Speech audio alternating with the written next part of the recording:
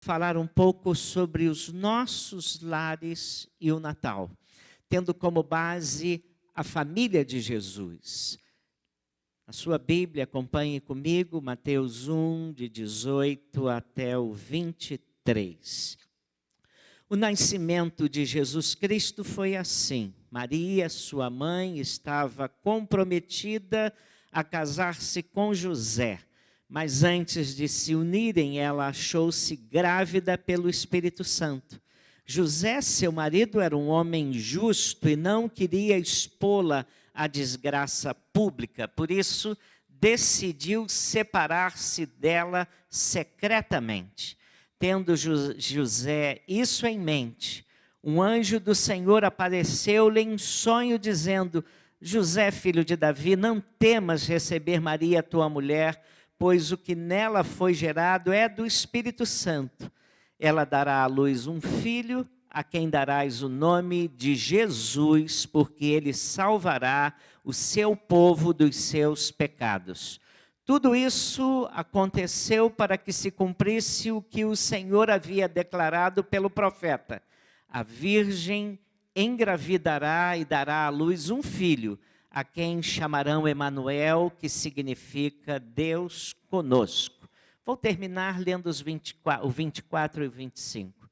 Despertado do sono, José fez o que o anjo do Senhor lhe ordenara e recebeu sua mulher, mas não a conheceu na intimidade, enquanto ela não deu à luz um filho, e deu-lhe o nome de Jesus. Pai, obrigado por essa mensagem extraordinária.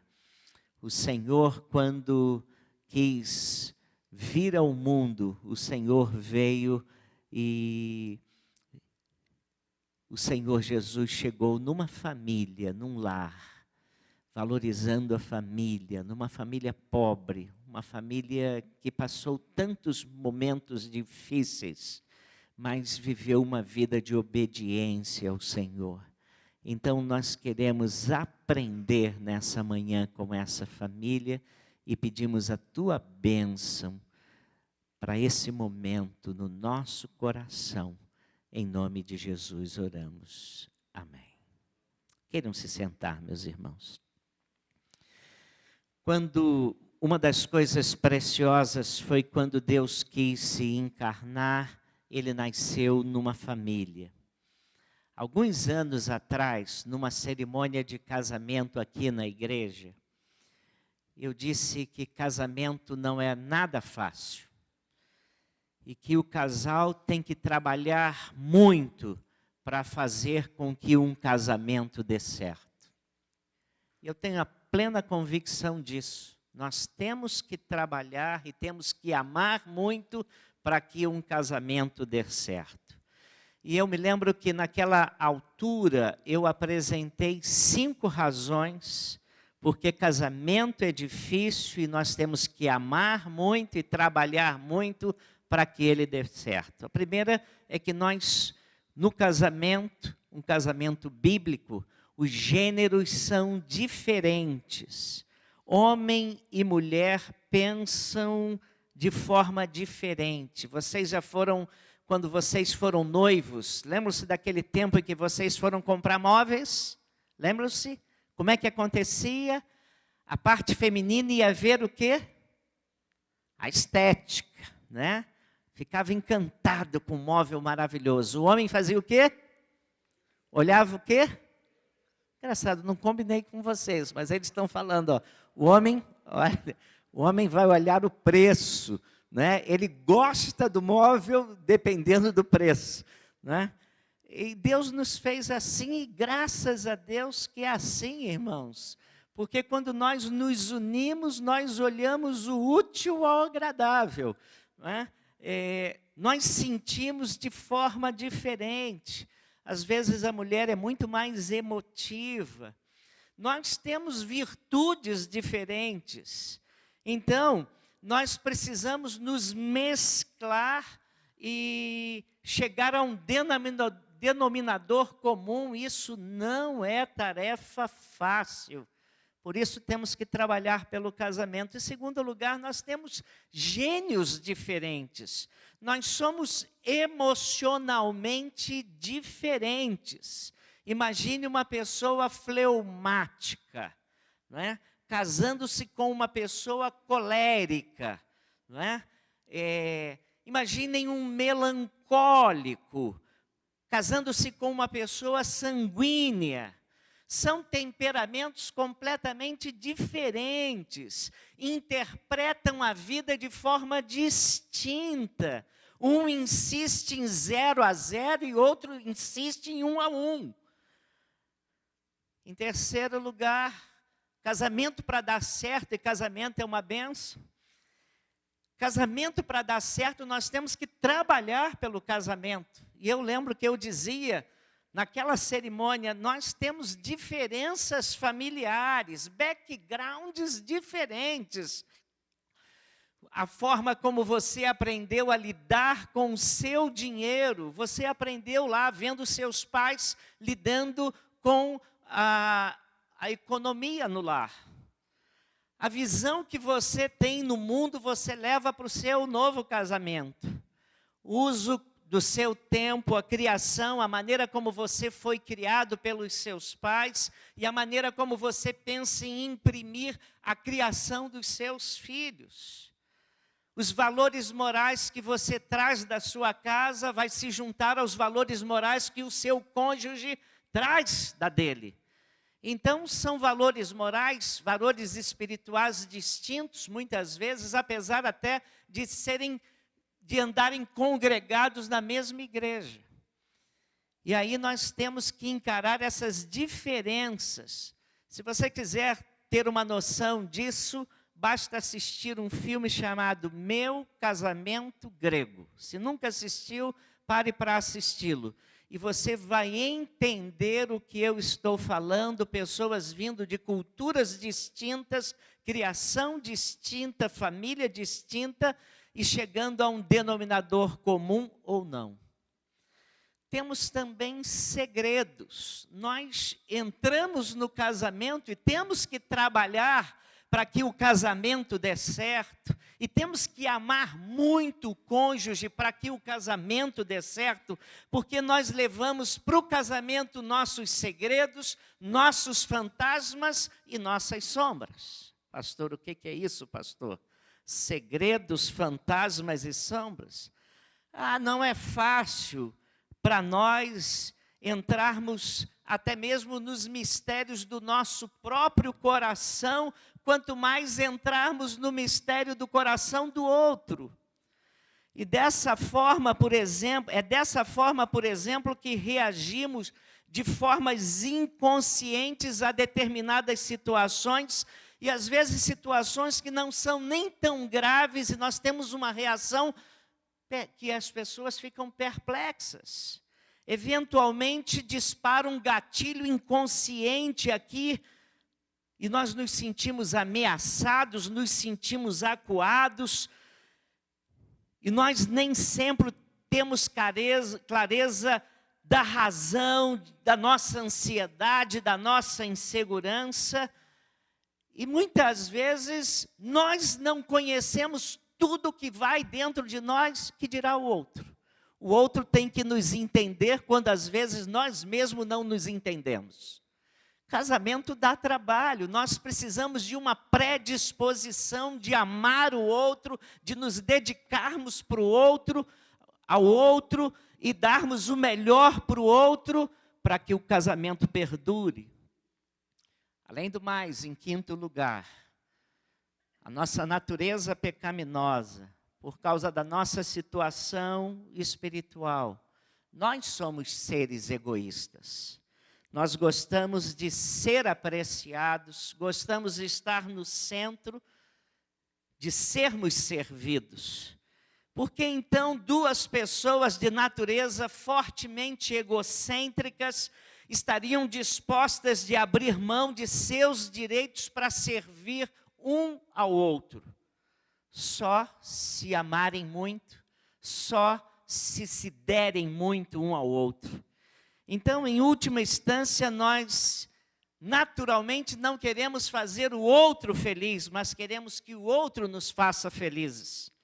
Nós não queremos servir, estou dizendo naturalmente, mas queremos ser servidos. E então, é difícil casamento, não é fácil não. E quem está falando aqui vai completar em fevereiro 40 anos de casado, muito bem casado e abençoado pela esposa que tem. Olha, hoje eu vou ganhar um almoço muito bom lá em casa, irmãos, né? Quando olhamos para a família de Jesus, na tradição católica romana chamada de Sagrada Família, nós vemos algumas atitudes que podem nos orientar orientar a nossa forma de viver. Deus designou o seu Filho amado para viver em família, como eu comecei dizendo. E Jesus foi criado num ambiente doméstico, teve que lidar com todas essas tensões, todas essas diferenças que eu acabei de citar, e todas essas tensões que todos os lares possuem. Mas há algumas coisas que são maravilhosas na vida de José e Maria, que poderiam nos ajudar a saber como lidar com a vida. Eu não sei se os irmãos já repararam, mas José é um homem, José do Novo Testamento, pai que cuidou de Jesus, que adotou Jesus. Ele não fala uma única palavra na Bíblia. Nós não temos registro de uma única palavra que tenha sido dita por José. Mas mesmo assim, José nos ensina muita coisa sobre a maneira que nós podemos lidar com a vida para que a vida no lar seja bênção. O que nós aprendemos com essa família? Em primeiro lugar, eles aprenderam a enfrentar as críticas e se mantiveram firmes naquilo que criam ser importantes. Poucas vezes nós paramos para considerar quão complexo foi para Maria e José lidar com a situação inusitada do nascimento de Jesus. Eles eram casados, uma espécie de noivado, mas diferente porque perante a sociedade daqueles dias, eles já eram considerados marido e mulher, comprometidos perante a lei, um com o outro, embora não tivessem intimidade física. Um dia, Maria se aproxima de José e lhe segreda: olha, eu estou grávida. Mas ela tem uma explicação bem razoável. Ela fora engravidada do Espírito Santo. Ah, bom. Agora está explicado, não está? Está explicado? Se você tivesse uma noiva que chegasse para você e contasse isso, e dissesse que essa é a explicação, qual seria a sua reação? Irmãos, a Bíblia diz que José, sendo justo, não queria infamá-la e resolveu deixá-la secretamente. José achou que a história estava boa? Irmãos, ele resolveu sumir e desaparecer, e aí a gente sabe um pouco do caráter de José. Porque se ele some, todos iam pensar que ele seria o pai daquela criança, e assim Maria não seria acusada de adultério e não seria apedrejada pela lei de Moisés. Eu fico imaginando como aquela noite foi tensa para José, depois de ouvir aquela história. Ele finalmente, diz a Bíblia, ele consegue dormir e num sonho o anjo confirma a palavra de Maria ao seu coração e José decide assumi-la. Numa vila de mais ou menos 300 pessoas que fossem, onde todos se conheciam, Aquele comentário logo se espalhou, Maria deixa a cidade, vai para as montanhas da Judeia para se encontrar com sua prima Isabel, mãe de João Batista, que estava grávida, e sua gravidez também era sobrenatural, porque ficou grávida na velhice. Ela certamente entenderia a situação de Maria, e a visita de Maria durou nada mais do que nada menos 3 meses, e era ali onde Maria podia se sentir segura. Irmãos, José e Maria se tornaram objeto de suspeição.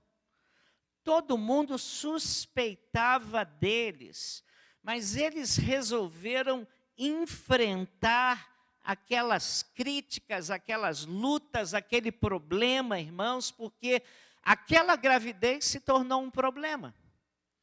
Dessa forma, nós entendemos que casais precisam aprender a lutar e a se unir diante de críticas, diante de injúrias, diante de comentários, e nem sempre comentários bons, às vezes comentários maldosos. E mesmo que os comentários sejam verdadeiros, nós precisamos aprender a resolver os nossos problemas juntos, unidos, e apoiarmos um ao outro, assim como Maria e José aprenderam.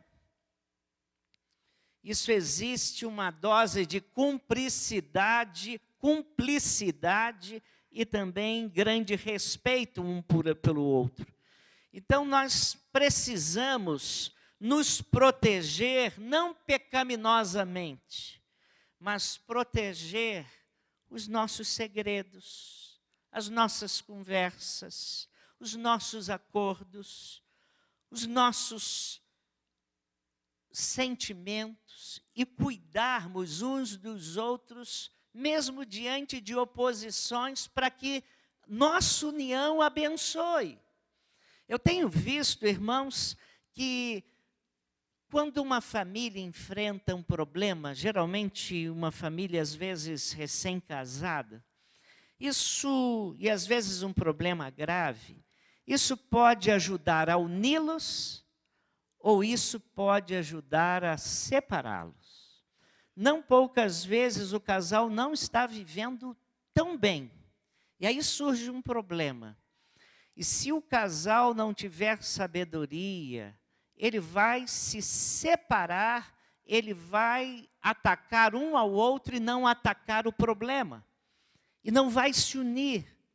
Mas como é abençoada a família que no meio do problema, o mais grave que surja, os cônjuges se unem para enfrentar o problema juntos, às vezes em oração, um dando apoio ao outro. E sabe o que acontece? Geralmente, quando resolvem fazer isso unidos, saem do problema mais fortalecidos. E aquela união ganha um peso que ela não tinha.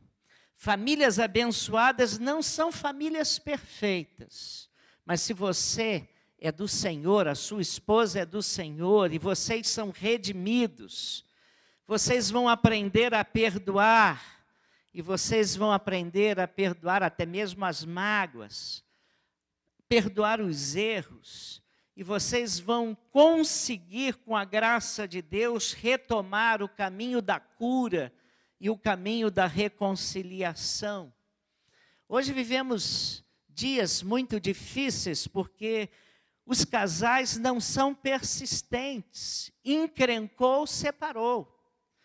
Mas nós vemos famílias que, a despeito de tantos problemas, resolvem encará-los com muita fibra. E então não se atacam o problema. José e Maria fizeram assim. Segundo lugar, a mensagem de hoje é muito simples. Eles aprenderam a se sacrificar para proteger o seu filho Jesus. Depois de terem lidado com as críticas e suspeitas, surgiu um novo desafio. Eles foram, diz a Bíblia, divinamente advertidos de que Herodes mataria todas as crianças de 2 anos para baixo que vivessem nos arredores de Belém. Isso está registrado em Mateus 2, eu não li. E José, da noite para o dia, deixa a sua história pessoal, deixa o seu trabalho, deixa os seus clientes, os seus familiares queridos, e foge para o Egito. Para um judeu, retornar ao Egito era uma tarefa muito dura. Sobretudo um judeu religioso, o Egito era um símbolo da opressão e da oposição a Deus. Mas eles precisavam sair para proteger o menino Jesus. E José se sacrifica profissionalmente para que o seu filho seja salvo. Isso me leva a pensar quantas vezes nós precisamos de nos sacrificar para protegermos os nossos filhos. Talvez as ameaças que os nossos filhos sofram hoje não sejam ameaças físicas, mas, sobretudo, ameaças emocional e espiritual. Às vezes, nós estamos vivendo dias em que nós vemos nossos filhos sofrendo uma pressão muito grande dentro das escolas, nas ruas. Às vezes, dentro da nossa casa, com a televisão ligada, alguns conceitos, alguns valores completamente distintos dos nossos estão sendo ensinados e ensinados de uma maneira sorrateira, até por desenho infantil, desenho animado infantil. E às vezes nós temos que lidar com perigos que eles estão sofrendo. Muitas vezes precisaremos nos sacrificar para proteger o nosso marido, proteger a nossa esposa, proteger a nossa família. Então a família assume um papel complicado e tem que deixar o conforto familiar. José e Maria tiveram que fazer assim, porque eles precisavam proteger Jesus. E quando mais tarde, passado aquele perigo, eles retornam, continuam os problemas. O velho Herodes o Grande havia morrido, mas seu filho tinha assumido o governo em seu lugar. Será que eles já estavam livres da ameaça? Eles decidiram não voltar para a Judéia, que era o seu ambiente familiar, mas eles foram viver na Galileia, outra região que ficava na direção do Mediterrâneo, onde os costumes religiosos não eram tão estritos como na Judéia. Mais uma vez, José deixa sua terra e se muda. Novamente ele precisa fazer sacrifícios, ele tem que retomar o seu ofício. E se ele voltasse para a região onde ele já era conhecido, ele poderia retomar muitos clientes. Mas ele vai para Galileia, Maria segue com ele, porque era necessário proteger o seu filho. Nossos filhos estão debaixo hoje de enorme pressão emocional e espiritual. Pais precisam estar atentos, sem estarem neurotizados, porque às vezes excesso de proteção adoece pai, adoece o lar e adoece a criança. Mas a ausência de proteção também infelicita e prejudica o lar. E hoje nós vemos às vezes as duas extremidades. Às vezes é um pai que superprotege os seus filhos e às vezes é um pai que não está nem aí para os seus filhos. Tanta superproteção quanto a ausência de proteção causam problemas na família.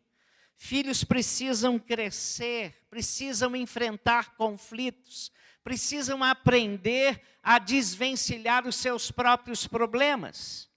Nós precisamos ensiná-los isso. Nós não devemos exagerar no cuidado que nós temos por eles, porque esse exagero do nosso cuidado pode ser traumático para eles. Mas nós também não podemos deixar de dar a atenção que eles precisam.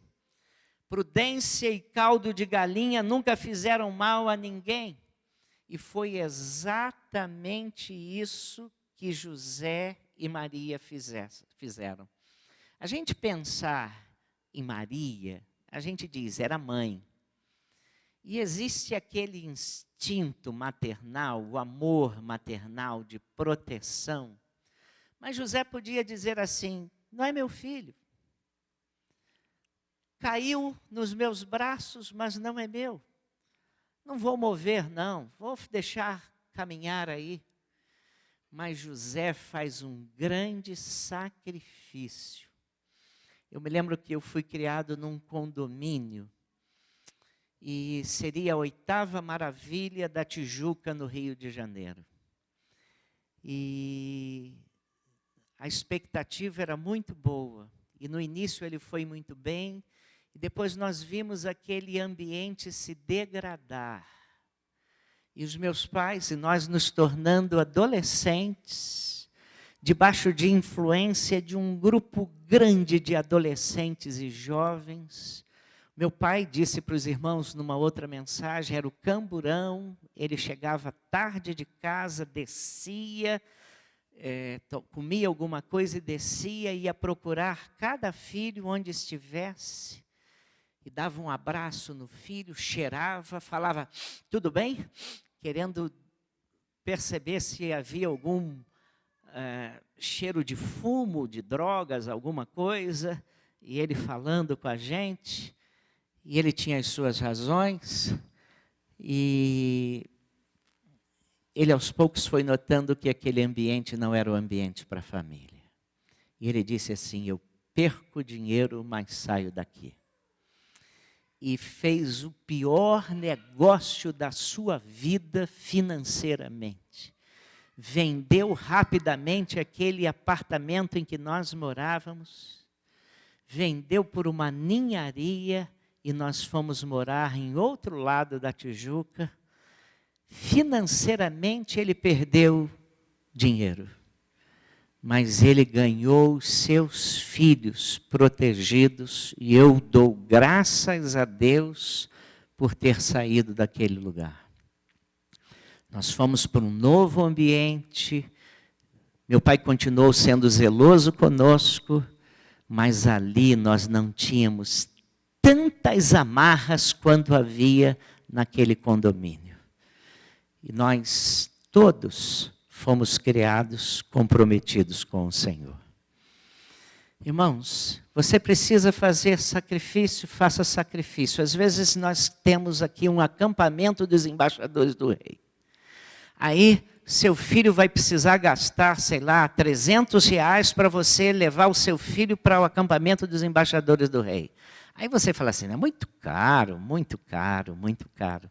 Talvez para outra coisa você disponibilizasse esse recurso, mas você acha que é muito caro. Comece a pensar nessas coisas como investimento para a vida espiritual dos seus filhos. Quantos dos nossos pré-adolescentes e adolescentes fizeram uma decisão por Cristo num acampamento assim, num retiro espiritual? Quantos dos nossos jovens não assumiram um compromisso de vocação num retiro desses, num acampamento de embaixador do rei? E você está investindo e protegendo ao mesmo tempo o seu filho.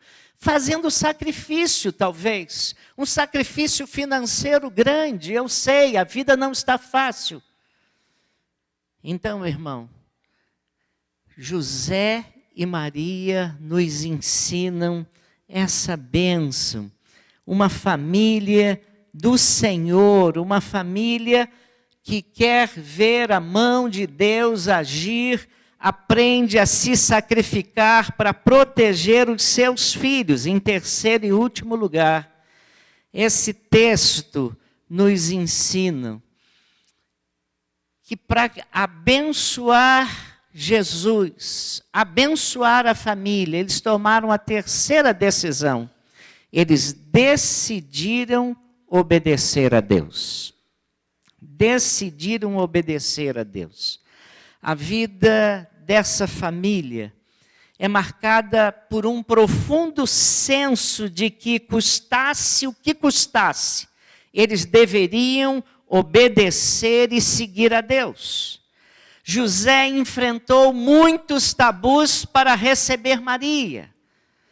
Tabus sociais. Imagine explicar a gravidez de Maria para os seus amigos e para a sociedade.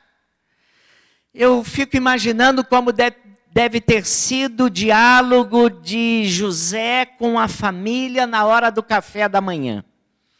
Ele nervoso, acorda nervoso, raspa a garganta, que parece que tem um tronco dentro da garganta, e ele vai tentar explicar aos seus pais que a sua noiva está grávida do Espírito Santo. Já parou para pensar? Eu fico imaginando o tabu religioso. A lei no Antigo Testamento, a lei de Moisés autorizava o marido a denunciar a mulher adúltera, e ela seria levada à praça pública e apedrejada e morta, como aconteceu no relato em João 8. O que fez José? Mateus 1, versículo 19. Mas José, seu esposo, sendo justo e não a querendo infamar, resolveu deixá-la secretamente. Ele decidiu sair de fininho, mas em sonho vem o anjo do Senhor que lhe diz para não hesitar em receber Maria. E quando ele finalmente acorda, ele não tem crise nenhuma em obedecer a Deus. Ele agora sai disposto a enfrentar quem fosse. E ele é disposto a falar e encarar o que viesse, para simplesmente obedecer aquilo que Deus lhe falou. Quantos de nós teríamos a disposição de obedecer a Deus assim? Terceiro, esse homem tinha que resolver os seus próprios questionamentos pessoais. Não se tratava apenas de explicar aos outros, mas ele precisava estar convencido. Quando ele tem o sonho à sua disposição, foi claro, despertado José do sono, fez como lhe ordenara o anjo do Senhor e recebeu sua mulher. Mateus 1, 24. Maria também teve muitos enfrentamentos para obedecer a Deus. Como é que ela ia explicar a sua gravidez a José? Será que ele a entenderia? José não ficou convencido inicialmente. A gente empreende isso daquela conversa. Ele secretamente colocou no coração que ia fugir. Como explicar à família? Como explicar aos pais? Os pais entenderiam? Como explicar à sociedade? Alguém acreditaria nela? A situação foi tão complexa que ela resolveu fazer essa visita a Isabel, mãe de João Batista, que morava na Judéia, nas montanhas, e foi uma visita não de qualquer parâmetro, foi uma visita de 3 meses.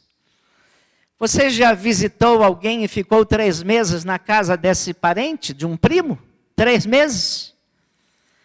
Você já recebeu uma pessoa para ficar na sua casa e essa pessoa ficou 3 meses? Por que Maria foi para tão longe e ficou tanto tempo longe? Porque as coisas não estavam fáceis na sua aldeia. Mas quando Gabriel lhe dá o recado, apesar da complexidade inerente àquela situação, ela declara firmemente em Lucas 1:38, aqui está serva do Senhor, que se cumpra em mim conforme a tua palavra. E o anjo se ausentou dela. Então, irmãos, nós precisamos aprender a viver em família.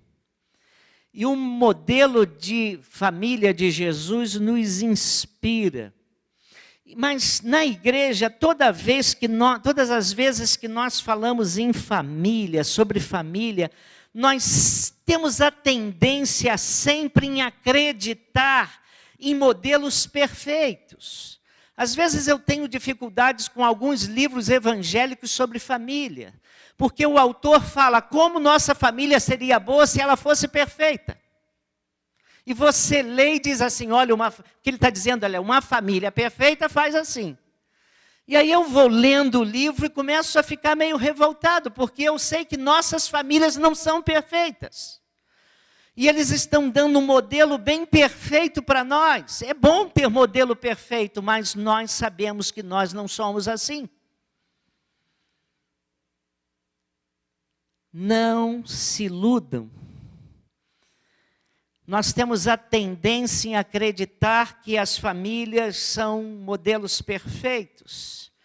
Não há famílias perfeitas. Não há aqui na igreja nenhuma família perfeita. Nós podemos nos sentir muito abençoados no lar que Deus nos deu. Se nós já temos famílias redimidas por Jesus, famílias que são tratadas pela graça de Deus, famílias que têm e recebem as misericórdias de Deus, nós temos uma família que é bênção.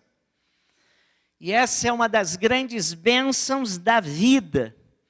Famílias onde a graça e o perdão de Deus estão presentes. Mas nós temos, irmãos, que trabalhar. E não é fácil. E nós temos que trabalhar na nossa vida para nos tornarmos pessoas melhores, para sermos esposos melhores e pais melhores. Nós temos que trabalhar e deixar o Espírito de Deus trabalhar na nossa vida para nós sermos filhos melhores, pais melhores. E José e Maria aprenderam a enfrentar críticas e se mantiveram naquilo, se firmaram naquilo que criam ser importante. Eles aprenderam a se sacrificar para proteger o seu filho e o resultado foi extraordinário. E eles decidiram, mesmo diante de perrengues, apertos, situações dificílimas, eles decidiram continuar obedecendo a Deus. Eles tomaram uma decisão, mesmo que passamos por situações difíceis, nós vamos obedecer a Deus. E quando nossas famílias assumem essas 3 posturas, nós somos abençoados e nós vencemos as lutas do dia a dia dentro dos nossos lares. Mas eu quero chamar a sua atenção para o último aspecto. Decida, haja o que houver, obedecer a Deus. Obedecer a palavra de Deus, os princípios da palavra de Deus. Você está num problema que está esquentando o seu coração. Primeira coisa que vem é, vou me divorciar. O que a Bíblia diz? Vá lá na Bíblia, leia o que a Bíblia diz. Você está enfrentando um problema seríssimo com o seu filho. Você está ficando desesperado. Vá lá na Bíblia. Procure na Bíblia o que Deus diz, o que Ele quer que você faça. Obedeça a palavra.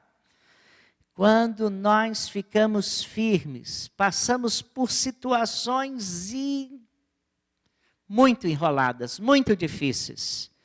Mas obedecendo a Deus, nós nos tornamos vencedores. Nós nos tornamos guardados e protegidos por Deus. A família de José e Maria é assim. Podemos imaginar quantas lutas tiveram, mas juntos, com temor a Deus, com obediência, viram a graça permeando e dirigindo os seus caminhos e a sua história. Então nós precisamos viver em família, observando Deus e os princípios da palavra, como José e Maria viveram. Que Deus nos abençoe.